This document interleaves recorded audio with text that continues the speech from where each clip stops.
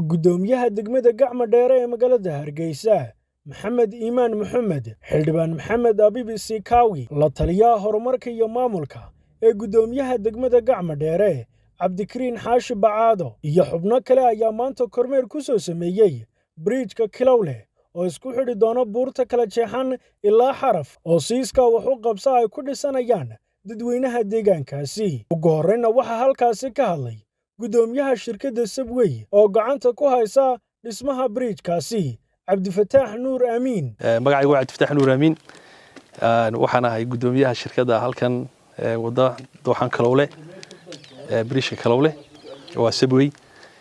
xogaa warbixina waxaa maanta nala jooga xildhibaanadii guddigii bridge-ka iyo gudoomiyaha xaafadda ayaa iyaguna nala jooga bridge-ku waxa uu hadda socday muddo ilaa sanad iyo 8 bilood waxyaabo dib u dhigay waxa kamid ahaa waxa ahayd hawl farsamo ma ahayn hawl dhaqaale iyo tu kale ma garanaysaa wax kale ma ahayn ilaahay idinkiina dhameystirkiisana waxaan ku tala jirnaa inuu dhamaan doono insha Allah inta ka horeysa roobka. Inta kadib waxa iyaguna halkaasi ka hadlay guddiga gacanta ku haysa dhismaha bridge-ka Kilowle oo horkacayo Maxamuud Jaamac Quule iyo mas'uuliyiin kale waxayna ka warameen muhiimadda uu leeyahay dhismaha bridge-kaasi. bridge-kan markaan ka warrabo horta bridge-kan waxa oran karaa mucjiso ah anigan Maxamuud Jaamac Quule ayuu baa bridge-kan ku riyooday habeenina halkan bridge laga dhigo waxa xusuusiyay in waxaan ahay odayo ka soo jeeda deegaankan dadkii ka shaqeeyay ka xigay xagga ka xigay dooxan ee iskuulka yimid ilays ayaa maalinta soo rogmaday way ka reerkoodii inay gaadhaan baa dhici weyday dib Hargeysa ugu noqday fikir korta ku dhashay koow taasay tabeeta arkaas oo iga guuxay baan muddo ayaanu nimankan shirkaddan ee qoladan Subway ayaanu deedna sheekadan soo wada qaadon meesha isla eegnay ka bridge-ki waxa dhiman dushiya maristii waa dhiman horumarkii deegaankan iyo jiidan inta bridge-ka ay wadadaas ay soo baxayso mal ku xidhan maanta waxaan uga dan lahayn kormeerkan aan loogu timaadeen in intaas ogaato bridge-ka sidii aan horba u sheegay uu ka dhawaajiyay injineerku ka dhawaajiyay dadweynaha isku tala galay baa dhamayn doona laakiin waxaan ka codsanaynaa dawladda inay dariiqa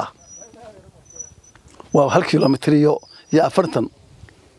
waa 1 kiiloomitir barbaan filaya in intaasi oo dadkii deegaanka ay diyaar u yihiin in inta naga qayb qaataan. Ugu dambeynna waxa halkaasi ka hadlay gudoomiyaha degmada Gacma Dheere Maxamed Iimaan Maxamed iyo xildhibaan Maxamed Abibi Sikawi waxayna ku bogaadiyeen dadweynaha deegaankaasi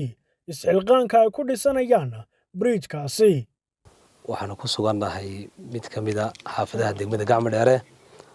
oo saaka kormeer ahayn aniga iyo xildhibaan Sikawi iyo wafdi kale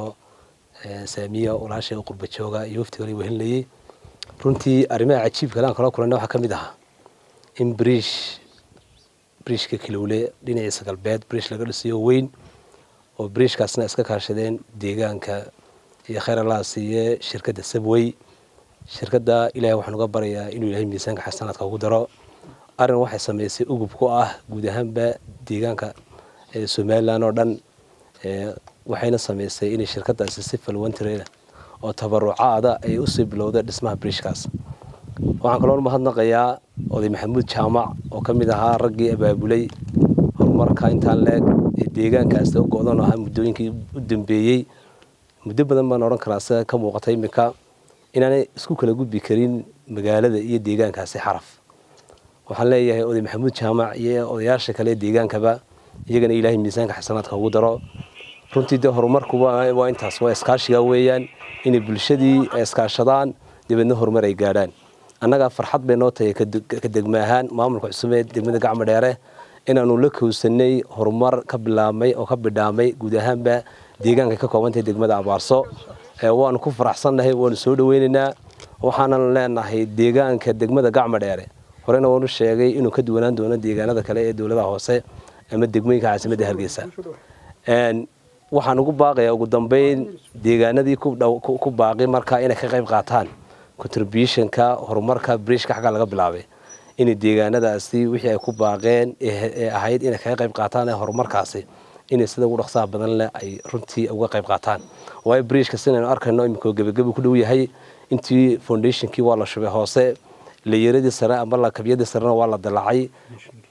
keliya waxa hadhow markaa intii sare in sagxadii sare waanaanu gaarsiin doonaa wadadaas iminka soo gelisa bridge-ka mar hadii dadweynihii iyagoo ay qayb ka qaateen lixaad leh in bridge-ka ay dhisaan ka dawladda hoos ahaana anoo ku metelaya magacii maamulka caasimadda Hargeysa kulli xildhibaan Siikaawna uga dambeeya laakiin baaqaan uu gaarsiin doonaa wadadaasna inay ku soo xirmatay insha Allah halkeentiisii badneed waa la yiri waxaan aad iyo aad ugu mahadnaqayaa shirkadda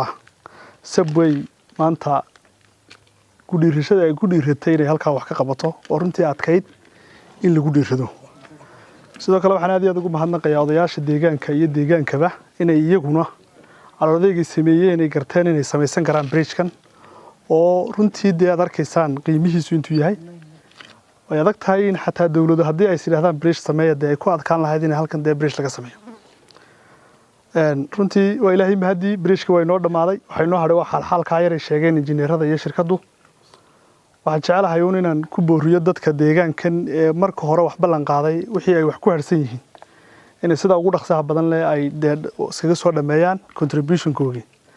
wadada la sheegay ee isku xidhaysa Hargeysa iyo bridge-kan ka dawladda hoosana anaguna waan ballan qaadana qaybteeda haddaad imika keentaan anaguna aroortan keenina ana ballan qaadaya waxaan kaloon jecelahay in wadadaana survey-geyga gudoomiye district engineer-kaaga iyo qolada shirkadda iyo injineerada xaafadda iyo odayaashuna ay la sii sameeyay design-keyga iyo sida uu marasay iyo maxaan idhaahdaaye ku talagalkeygana la bilaabo